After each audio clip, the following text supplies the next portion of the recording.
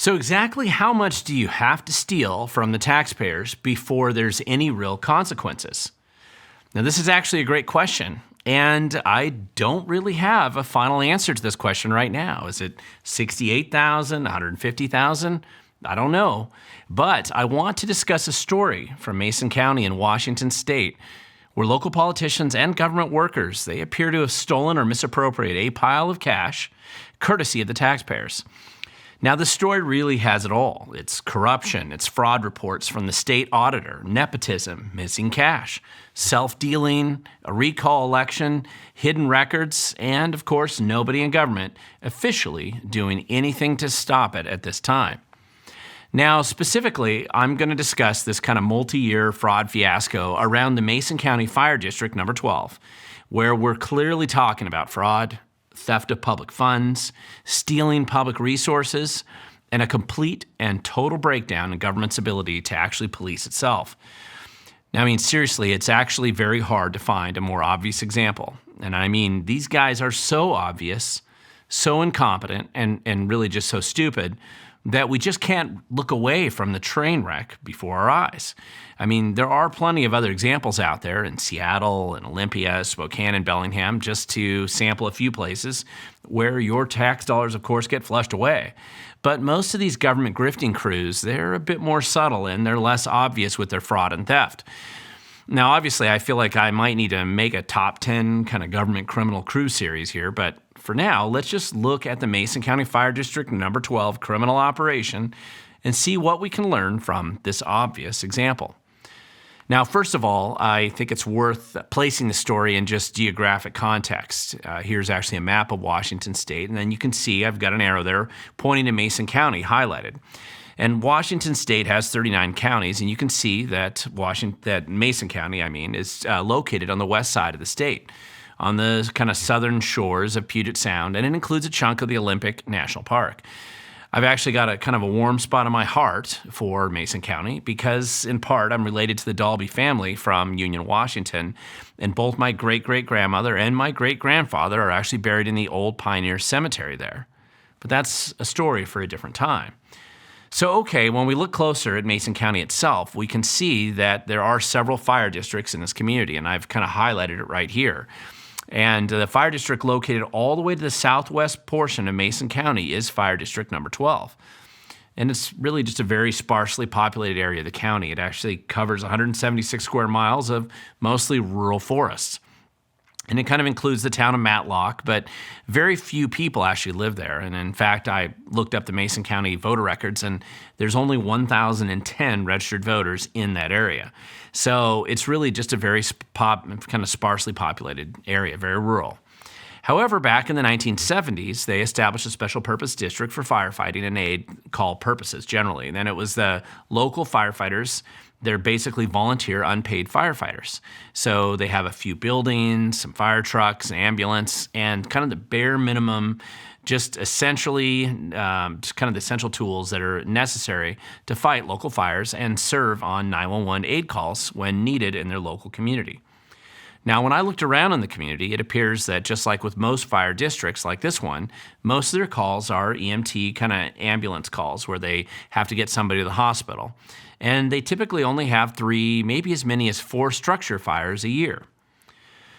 So like all special purpose districts, the Mason County Fire District number 12 has an elected group of local residents to manage their operations and be legally responsible for using their funds to benefit the taxpayers and the community members. Not themselves, by the way, just to be clear, but to benefit their community. Now, they're called fire commissioners, and 3 of them serve at any given time to fill this role. In Washington State, we call these special purpose districts because they really have just a very narrow focus, unlike a county government or a city government, and they're narrowly focused primarily on just one purpose, which in this case is obviously to put out fires and respond to aid calls. And again, this is pretty simple. So there's really nothing controversial or unusual about any of this so far. I mean, there's hundreds of special purpose districts, just like this one, all over Washington State and actually in most states in America. Unfortunately, in Mason County Fire District number 12, things took a decided change for the worse a few years ago. Now, first of all, the district, which is just like most of these special purpose districts, is largely funded by property tax dollars. It's collected every year to kind of cover their costs of operations. However, about 6 years ago, the voters supported an effort to increase their property tax levy. This is the amount that they pay to this district, and it was reportedly in an effort to build up kind of enough funds over a few years so they could build some better facilities to house their fire trucks and other equipment. And again, this is not unusual in itself. But for the first time in decades, there was a few $100,000 more flowing into this government entity as a direct result of this election than there ever had been in the past. And this is what created the opportunity, unfortunately, for criminal behavior. And just for reference, we're talking about an annual budget that was $168,000, for example, in 2017, when the voters actually passed this levy lid lift. And then this grew to $308,000 just last year in 2022. Now, the real problem started with these three guys pictured here, and they were the elected fire commissioners for Mason County Fire District Number 12. And their names are John Pace, Albert Buck Wilder, and Brian Judson. Now, Commissioner Pace has been on this commission for many years, but the real drama appears to have been started with the elections of Albert Buck Wilder and Brian Judson himself. And this is where the nepotism part of the story gets interesting. The primary paid employee was a Kelly Waldsworth, who is pictured here, actually, and she is Albert Buck Wilder's daughter. Now, she was actually hired as a fire chief shortly after her father got on the board, and conveniently, they decided to also hire this guy's wife and Kelly's mother, Brenda, as part of kind of a part-time paid secretary. But that's just how you can keep a lid on what's actually going on here. Now, listen, nepotism is always going to be a problem in small special purpose districts like this. In fact, I'd suspect that this arrangement by itself is really not all and that unusual in very small rural communities throughout America. Nepotism, which is where family members are technically supervising each other, it always creates a risk where family relationships blind people from seeing fraud, theft, or basically other problems. However, even when you have problems of nepotism, it doesn't require them to steal or commit fraud. According to the state auditor's fraud report, the state blames a lot of the problems on nepotism, but clearly not every family decides to steal money from the taxpayers. Now, unfortunately, for the 1,000 people who live in the Mason County Fire District Number 12, it's very clear that this crew of commissioners and their family and friends decided to loot the taxpayer, the whole district, of taxpayer-funded resources. And it was so bad that even the state auditor couldn't ignore it. I mean, seriously, I've actually never seen the state auditor herself get involved in a public meeting like she did, and I'm going to link to it down below, where the Washington State Auditor, Pat McCarthy herself, went on that public meeting and in very kind of mellow terms described her concerns. I mean, the audits themselves clearly document theft of $68,672 and questionable expenses of $95,093. But of course, this is just the tip of the iceberg in this case.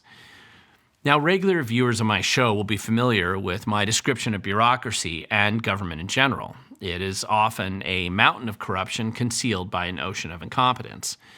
And I say this because the default defense in almost every case of fraud and corruption that I've ever seen in government is first and always incompetence. They say, hey, I'm not a crook, I'm just incompetent. Now, this is believable for most people because their interaction with government usually indicates that government is, in fact, incompetent so much of the time. Now, I'll argue, basically, and this is the argument I make, that it's a feature, not a bug of bureaucracy because it allows people, particularly if they're a bit more capable than this crew at Mason County Fire District Number 12, to steal money and then blame the missing funds on incompetence.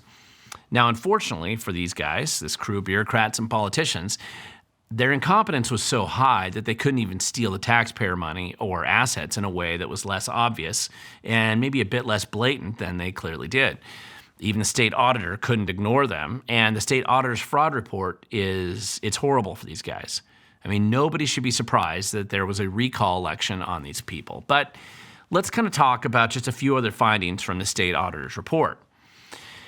Now, first, these guys decided to conceal and basically fail to provide any source of documentation to the state auditor when the state auditor requested the information. And what this forces the state auditor to do is to try to sort out the truth using other means, subpoenas of bank records, for example, or records directly from the credit card company, or maybe directly from vendors. I've never actually seen so much obvious obstruction before in just a basic audit. But this actually is what caused the fraud investigation to cost a lot more and then take a lot longer than these things normally do. Usually the fraudsters at least kind of pretend to engage, but in this case they didn't. Now, secondly, the state auditor, in kind of a very mellow and understated manner, clearly reported a wide variety of Open Public Meetings Act violations that were committed by these guys. Now listen, it is never a good sign when your elected officials are trying to make all of their decisions behind closed doors, deny the public access to these public meetings, prevent the public from being there, or conceal this information from the public. I mean, the whole reason the voters of Washington State passed the Open Public Meetings Act as a citizens' initiative in 1972 was actually because of behavior just like this. And when elected officials start widely violating it, not just by accident once or twice, but as a consistent part of their activity, there is a problem, as there was here. Now, finally, some of the fraud, theft of funds, and questionable funds were just blatant. Using a fire district credit card for personal shopping expenses, for example, shopping binges. Basically hiring themselves for vendor work that was actually never documented. If they did those repairs on the truck or not. Paying themselves, of course, for stuff that apparently looks like it was just made up. Now, of course, it just got worse from there. One thing that this genius crew did once the first state auditor's report came out was to fire Albert Buckwilder's daughter, and then, of course, the next day rehire her on a temporary basis for essentially the same job. I mean, who cares what they pretended it to be? Extracting the same cash from the taxpayer, that was the bonus here, of course. And by technically being fired, she was able to collect a previously undocumented severance package of a few $1,000s along the way. I mean, that's nice. I actually wouldn't have thought of that one. Now, on top of this, because this obviously wasn't bad enough, there are reports coming in now of fire district vehicles that were purchased by this fire district from state surplus sales, which were then conveniently gifted to family members and themselves. Repeatedly, by the way, or $50 here and there, right? I mean, this just isn't hard to document. Even if the fire district was concealing the records, which they were, and they certainly tried to do this, the citizens could just go get the record request from the state surplus sales, which they did, because it's a state agency not trying to conceal these records, and then, of course, compare it to the assets the fire district claims and reported that they had, that they were gifting to the insiders. In fact, it really just appears that a lot of equipment was purchased by this fire district from the state of Washington surplus sales and then just went missing, nowhere to be found or even documented. And then there are the conveniently disappeared supplies and equipment throughout this district recently. And I'm not even getting into the obvious and blatant misuse of fuel cards and vehicles, which the district doesn't even own anymore at weird late hours. I mean, this, of course, exposes the fact that the Mason County Public Works fuel station doesn't have cameras on their pump station, and it does appear that anyone can just steal the fuel and nobody can sure what is happening at that time. Well, of course, the party had to come to an end sometime.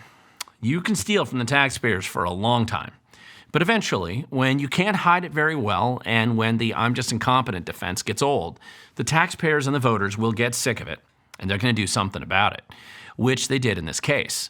Now, Washington state law does allow for recall elections, and they're very difficult to get. It's very difficult actually to get judges to approve. But if elected officials are caught stealing money so blatantly, even Washington State Supreme Court will kind of grudgingly approve the recall election, which they did in this case. Now, after the court approves the recall effort, the citizens are actually required to collect valid signatures from local voters. In a very small district like this, they didn't really need many of them, less than 100 in fact. But no surprise, local citizens collected 3 times the number they needed in less than a week. So the recall election just happened last month, and as you can see from this report here, all 3 commissioners were recalled, with somewhere between 90 and 93% of the participating voters clearly approving and supporting the recall effort. Now, here's where the extra sliminess comes into play. When citizens were collecting these signatures, there were reports that the targeted family and friends of this crew actually threatened the signature gatherers and the people who signed that if their house caught on fire, nobody would be there to show up, put out the fire. I mean, that's nice. Despite the threats, of course, the people stood their ground and clearly got the signatures anyway. But once the recall was obviously going to be on the ballot, this is particularly unusual, I've not seen this before, the targeted elected officials all sequentially resigned and then replaced themselves with other family or friends to take their places.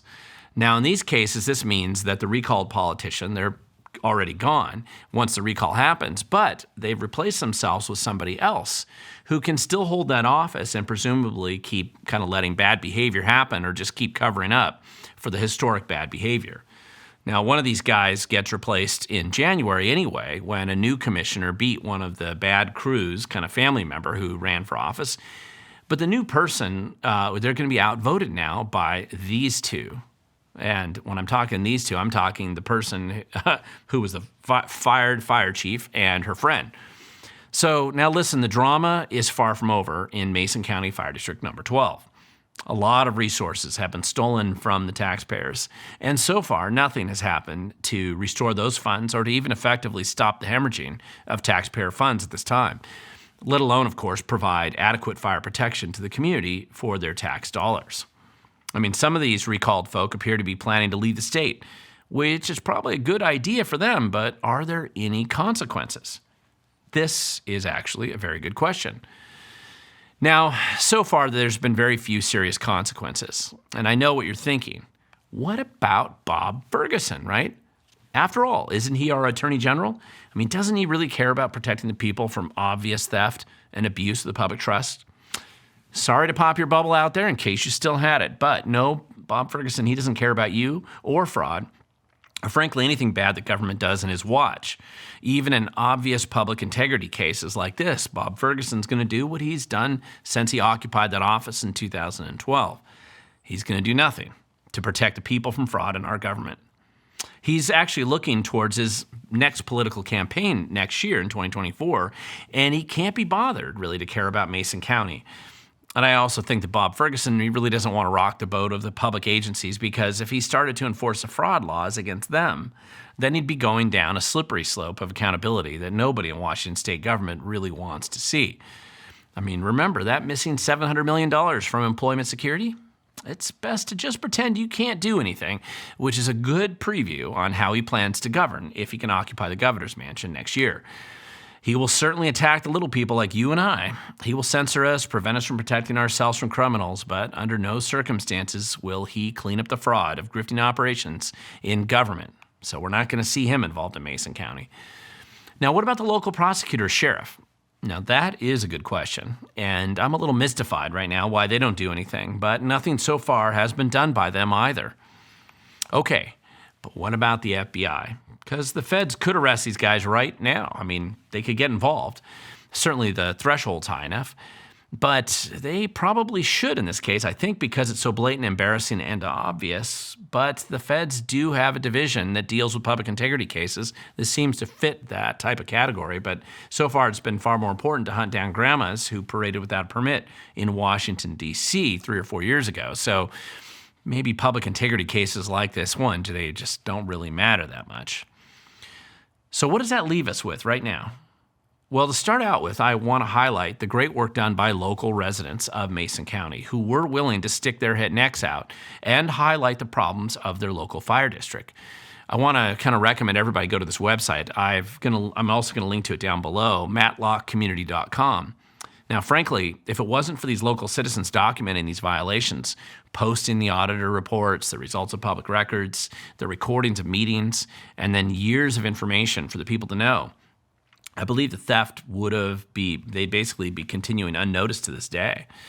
Now, keep in mind, these local people did this despite threats, being ignored by all branches of government, and they had to overcome many, many obstacles along the way. Now, secondly, I also want to thank the people who organized the successful recall effort. This wasn't easy, it never is, and I see most of these fail early because of all the work involved in making them happen. However, this success, despite the obstruction by the bad elected officials in this case, will eventually lead to correcting the problem and criminal activity uncovered in this case. And finally, I want to point out, there is still time for the feds or the state, even the local sheriff and the prosecutors to finally do something about this. We may never know how much money and how many public assets were stolen, but at least some people can still be held accountable. And I wouldn't rule out intervention at even this late into the case. However, it's clear to me that nothing would have happened if local people didn't get involved. And, of course, attend public meetings, even if they were yelled at or threatened in those meetings. Filed records requests, even if they were ignored or tossed out by the local political crew. And, of course, provide a common place to show the truth in their community. This website, I think, was important. In the end, as thankless as this type of effort often feels, it is a critical and necessary part of fixing what is broken in government at the local level. And I think ultimately, it always moves up to all levels of government. It always starts locally. These people, most of whom are going to be quiet and anonymous, toiling away at the thankless effort of trying to fix the corruption. In my opinion, they're the true heroes in this case. And there is a lesson to be learned from the Mason County Fire District 12 fiasco. First of all, there is nobody in government coming to save you. People like Attorney General Bob Ferguson, they don't care about you or me or the problems that we uncover. People like Governor Inslee and others, they just prefer to look away. Even the local sheriff, the county prosecutor, the state auditor, the FBI, well, these entities all have their role to play. Mostly, they're just going to be picking up the pieces long after the mess has been made. We should continue to encourage them or demand that they do their jobs, of course, but we can't force them to do the right thing, not as quickly as they should anyway. Now, however, if we are willing to engage ourselves, just like these local residents of Mason County Fire District number 12 did, we can become the change that we want to see. If we're willing to share the truth with our neighbors in our community, we can become the change agents that we need to fix what is broken in government. Justice may never be done in the way that most people believe it should. However, we can change the trajectory of bad behavior. But it actually starts with you and I. Nobody else is coming to rescue us. Maybe others are going to help, but only if we help ourselves first. So just like these residents of Mason County who showed up to make a difference, our future, whatever that future holds, will only belong to the people who show up. And these people in Mason County who expose the truth, the citizens who filed these records requests, who recalled these politicians, and who continue to this day to strive to fix their community, their future in the end is going to belong to them. It's only because they showed up. If we fail to show up, if we're not paying attention, then we only make it worse for future generations who will ultimately have to clean up the mess that we're leaving them. It isn't easy, but the work can be done. And it can be done by you, and it can be done by me. But, as I always say, the future belongs inevitably to those who show up. And I want to encourage you to start showing up now.